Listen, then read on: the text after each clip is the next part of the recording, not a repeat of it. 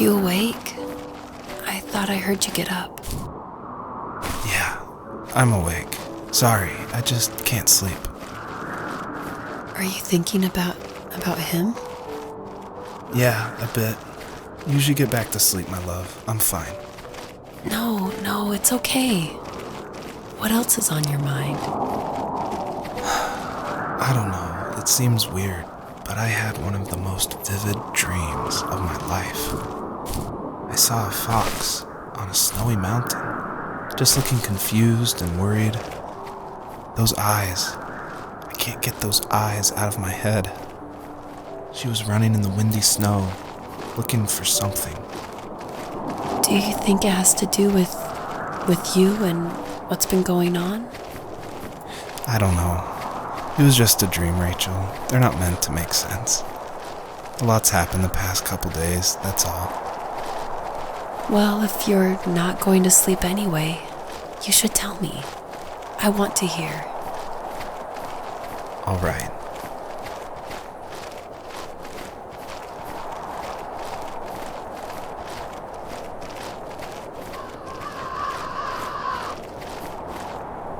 So, not far from her home, she followed that path to something unexpected.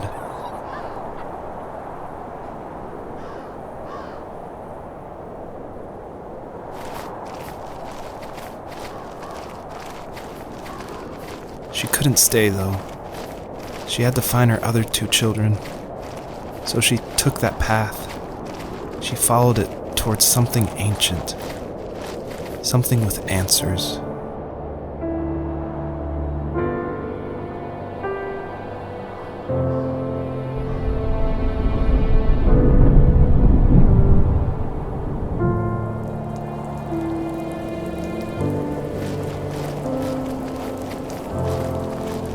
The fox looked high and low, searching for any sign of her cubs. Points of light showed the way to this ancient tree. It was as if each one had a story to tell, all their own. The land was trying to tell my story, too. I felt like I was right behind her the whole time.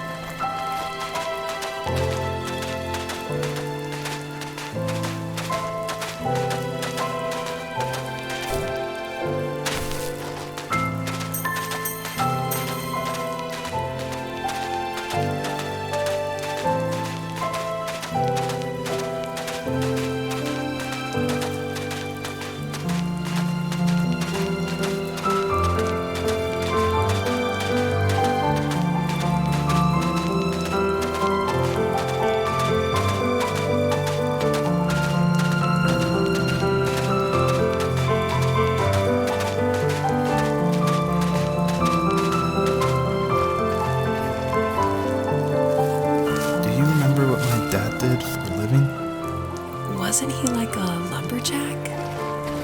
That's one way of putting it. If wood was a canvas, then a carving knife was his paintbrush. Even after working a 50-hour week, even after his hands were more splinters than skin, he would bring home the nicest piece of Alaskan weeping cedar and make me toys. That wooden train was the first toy I can remember, and I loved it. I just knew from a young age I was going to be a lumberjack, like my father.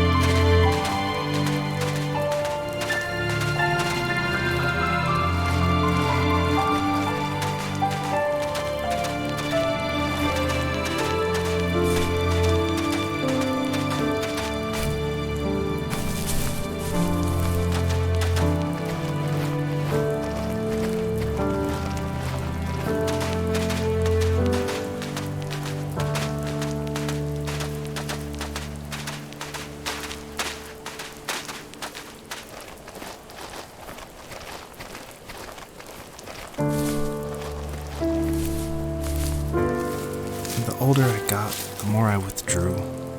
I asked myself, why talk to anybody anyway? Why bother when I'm happy by myself? I started drawing a lot, mostly animals I saw in the woods by my home. I then imagined designing my own hideouts with things like TVs and pantries full of chips and cookies.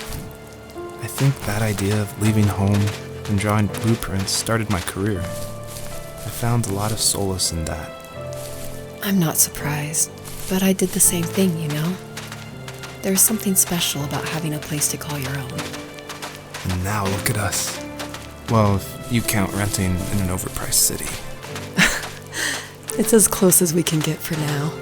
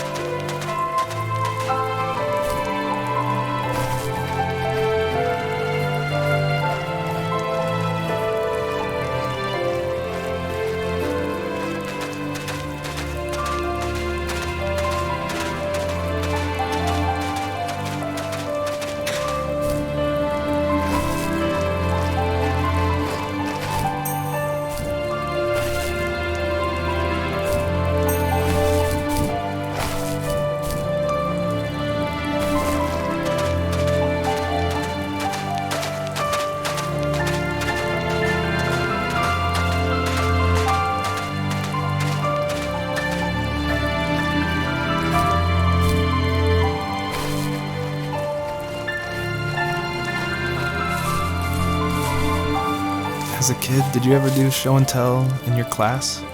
Yeah, I think I only did it once, when I was in the 4th grade. You know how my life was around then. I wanted to show my class what helped pass the time and distracted me, so I brought a dozen paper cranes I had made. I think I told everyone how badly I wanted to be a bird and fly, embarrassingly enough. Don't be embarrassed. Every kid wants to fly. For me, it was another toy from my dad, a wooden boat. I remember guarding it so carefully in my hands as I walked into class. When I sat down, a group of boys immediately made fun of it. They asked which trash can I found it in, or why an ugly log was my favorite toy. When I got up, I didn't even want to tell them my dad had carved it. I said it was a joke gift my friends had given me. Kids can be so cruel. Some of them are. I shouldn't have let them get to me, but it did. It's amazing we bounced back at all.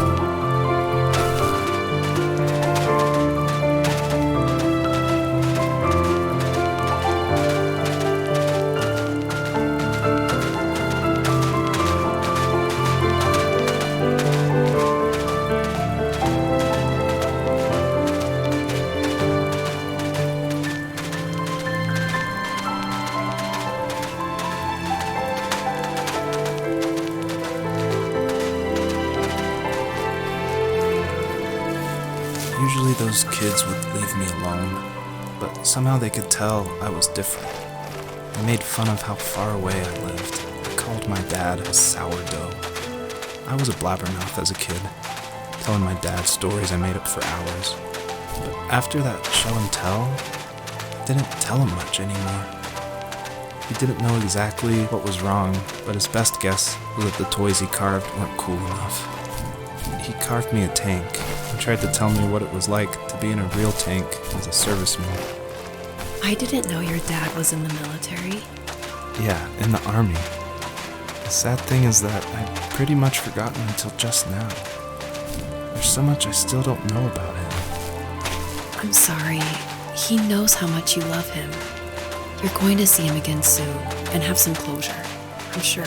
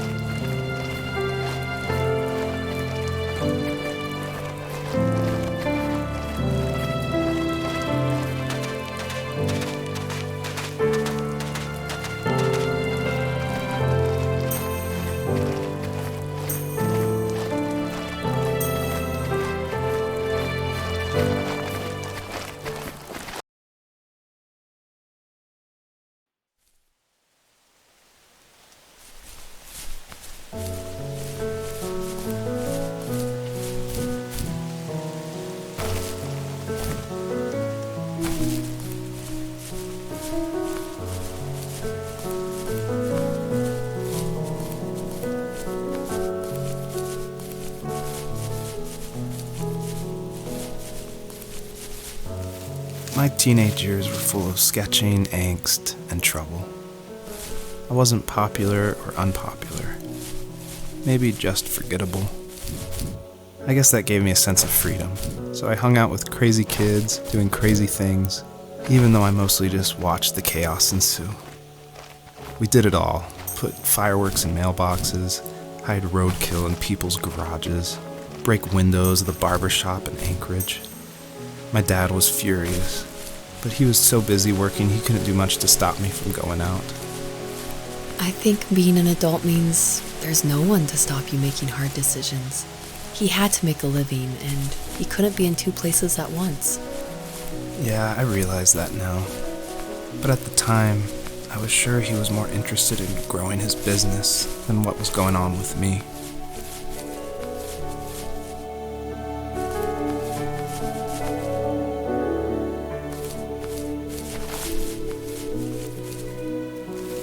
He was working another late night, and my friends were over, saying how bored they were and how they'd come all the way out to my house for nothing. One of them mentioned how that old, ugly beyond belief truck was still in the garage, and how we should take it for a spin. I was only 15, so I kind of fought it for a while. The next thing I knew, we were careening around the mountain path, rocks spitting onto the sides of the cliff, while my dad's cringeworthy bluegrass blared out the speakers. I drove while my friends were in the back of that yellow and purple truck, throwing beer bottles and trash at anything remotely interesting. Felt like I was soaring in the air with borrowed wings. But all good things have endings. A cop outside of Eagle River pulled us over after he saw us send a bottle rocket into someone's yard. What followed was a long night of talking to disappointed adults and feeling smaller than ever.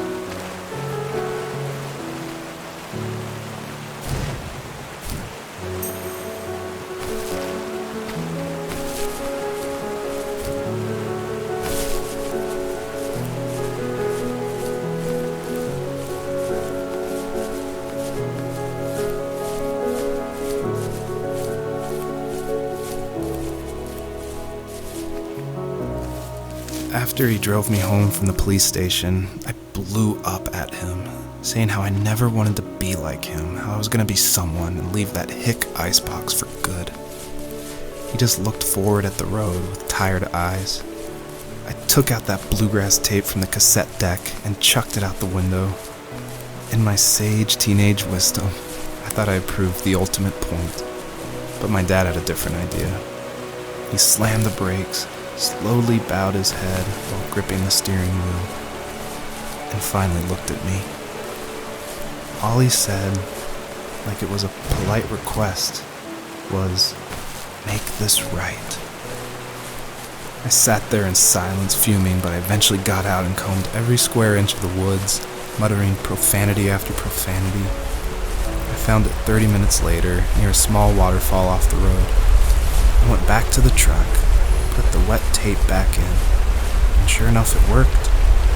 We didn't speak another word to each other the rest of the night. Wow, I knew you were a crazy teenager, but... It's hard to believe, isn't it? It surprises me too. It's like I didn't really know who that kid was back then. I bet my dad thought the same thing over and over. It's almost like he was saying, "Make this right," to himself, more than to me.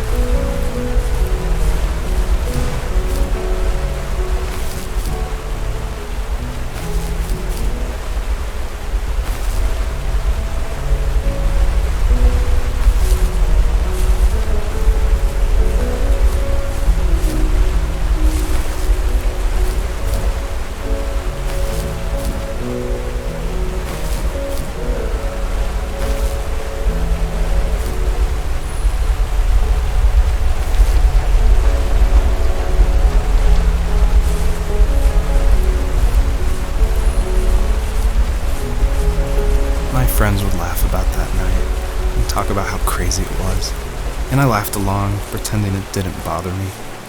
But it did. I imagined my friends growing old in the bush, unable to find that thrill in those godforsaken ice fields. It's like those mountains were a literal wall, keeping me from leaving, where all I would have to look forward to are lumber yards and evening beers. I had to climb over. That was my only goal for a long time.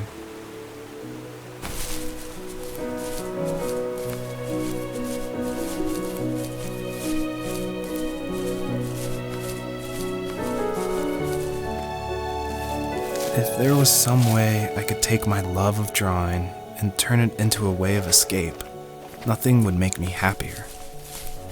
I wanted to create instead of tearing trees down. I wanted to move to the lower 48, not because I hated it there in Alaska, but I hated the idea of it. It's like all of that spite inside me had created this monster which followed me around my whole teenage years. I put so much energy into doing what others didn't expect of me. Why did I do that? There's one fact you're forgetting, though. If you didn't have that fire in you, we probably would have never met. You're absolutely right. Maybe the destination is all that matters in the end. But then why am I awake? Why am I seeing this fox go on her journey? And why can't I stop thinking about my dad?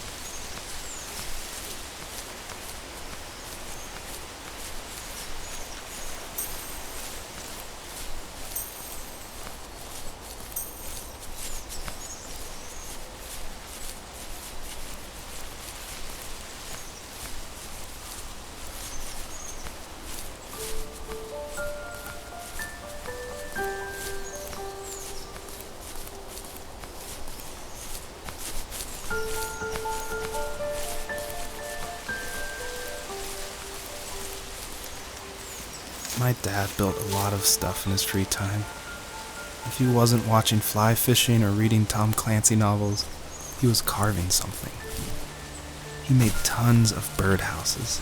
Not that he was into bird watching, but I think he really missed working and adding on to the home. If he couldn't afford the time to build onto our own house, he would have to settle with watching birds move into their little homes. We kept an old mattress in the bed of that ugly yellow truck, so we would drive it deep into the woods and then watch the birds fly into their houses while the sun set.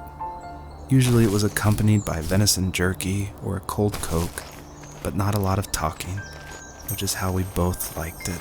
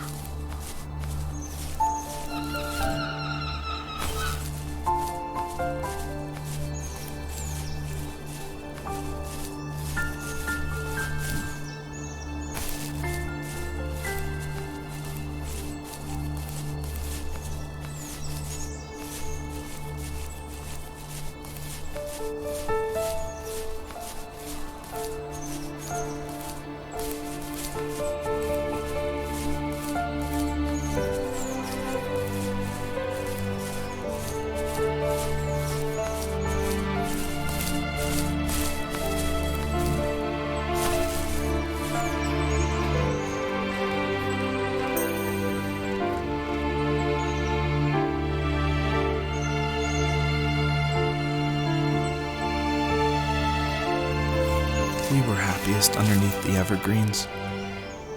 We decided it was time to finally map out the hundreds of acres we lived on just to pass the time during the summer. He was only free in the evenings, so I would spend the day wasting time on dial-up internet and sketching, and then we would rush into the woods, pen and map in hand, before evening fell. Sometimes, the aurora borealis would cast a cold green glow on the mountainside, and we would finish our route underneath a twilight sky. Sometimes I was lonely during those summer days, but there was comfort in the routine. A lot of teenagers aren't looking for the daily grind, though. There's nothing wrong with wanting to get out, to leave your childhood home.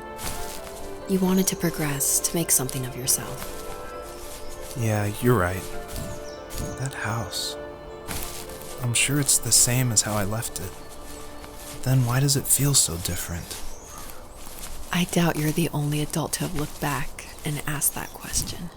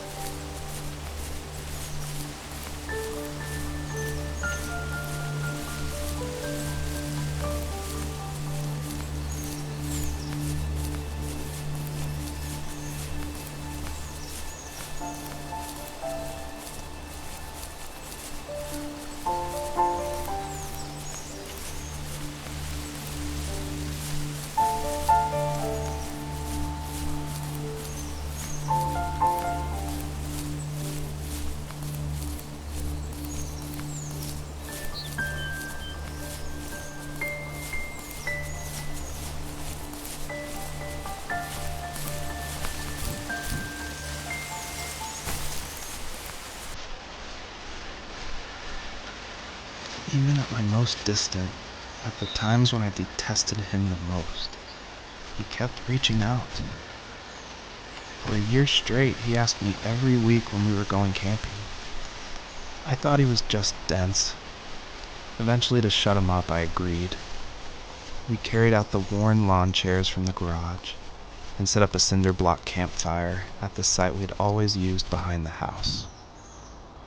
We walked down the mountain path, talking in the warm sunshine we only got a couple months of the year.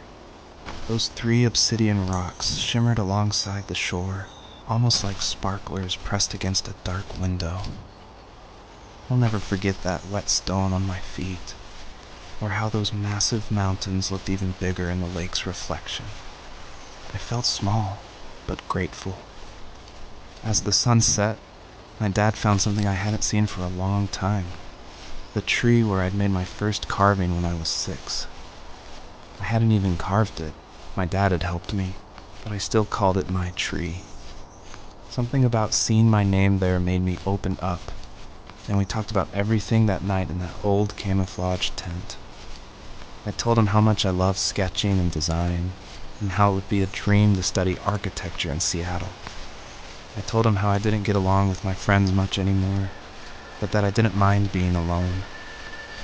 He told me he was there for me, and he joked that if all he had to do was write my name on a tree to finally get me to talk, he would have left me carved logs with novels on them in front of my room every morning. I don't know why it took me that long to realize it, but it was then I knew how much he had sacrificed for me.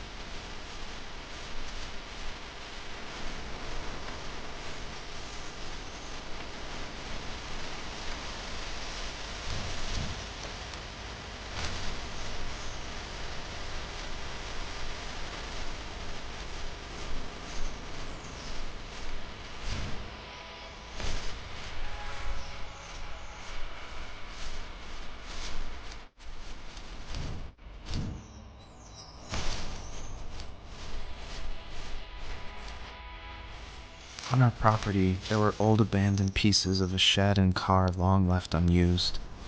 I used to ask him all the time who those people were that left all this junk, and I'm sure he got so tired of hearing it that he made up some elaborate stories how a brown bear ate them and haunted the woods afterwards.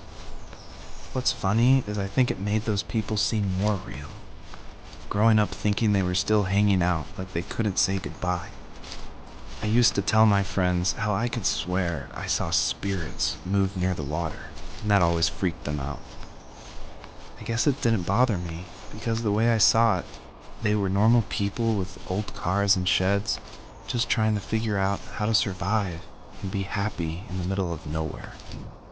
It was a cool thought that they didn't want to leave, but I was a weird kid. Well, you had good company since those ghosts like living in a place where they were brutally devoured.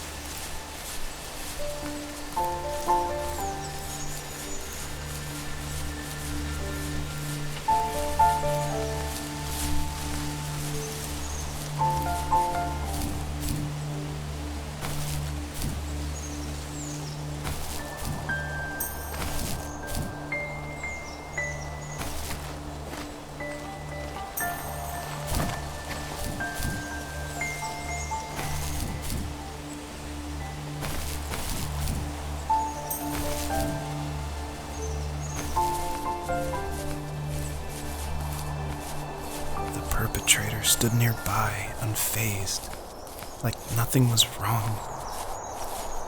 My dad is dead, and he's never coming back, Rachel. I can tell you these stories, but I can never reminisce with him again. He can never hold a grandchild that we'll probably never be able to have. I can never talk to him again, and I'll never be able to say I'm sorry for everything.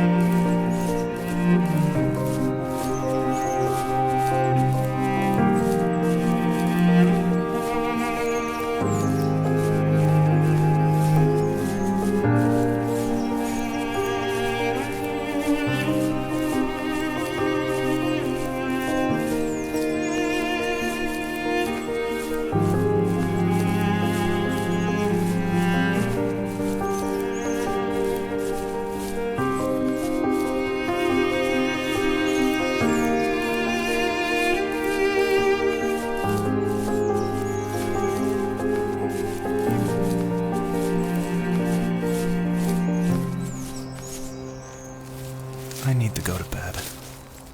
I just can't talk about this anymore. Good night.